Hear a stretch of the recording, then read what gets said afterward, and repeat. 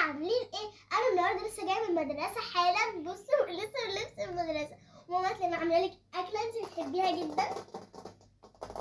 طبعا يا اصحابي هي ايه، وكمان عامله لي جنبها طبق سلطه. لازم طبق سلطه يا اصحابي يكون مع اي اكله عشان تكون الوجبه متوازنه وتكون غذائيه كويسه. يا ترى الاكله اللي جوه هنا يا ماما؟ استني يا جوجو، النهارده الحلقه بتاعتنا بعنوان ان احنا هنوفر وهنعمل حاجات اقتصاديه وبسعر رخيص جدا. عايزين نشوف الاكله بتاع النهارده علشان هي اكله بسعر قليل جدا، وكمان هتفرح ولادنا وحلوه قوي.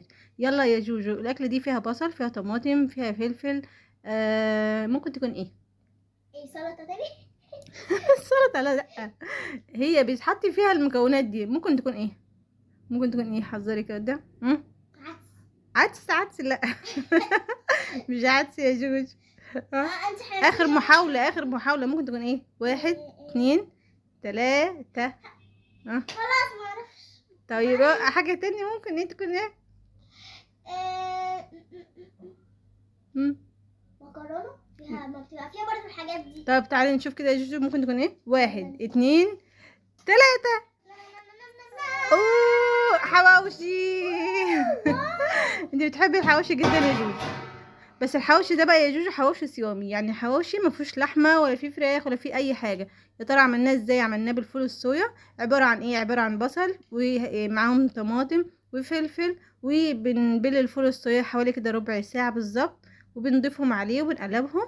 بنحط عليها مرقه خضروات نص كده، وبنحشيها في العيش وبنحمصها زي كده، ورخيص وسعره حلو، وهنقدر نفرح بيه اولادنا.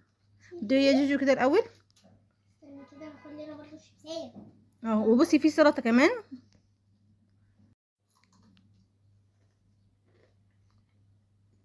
ايه رايك فيها يا جوجو؟ ياخد كام من 10؟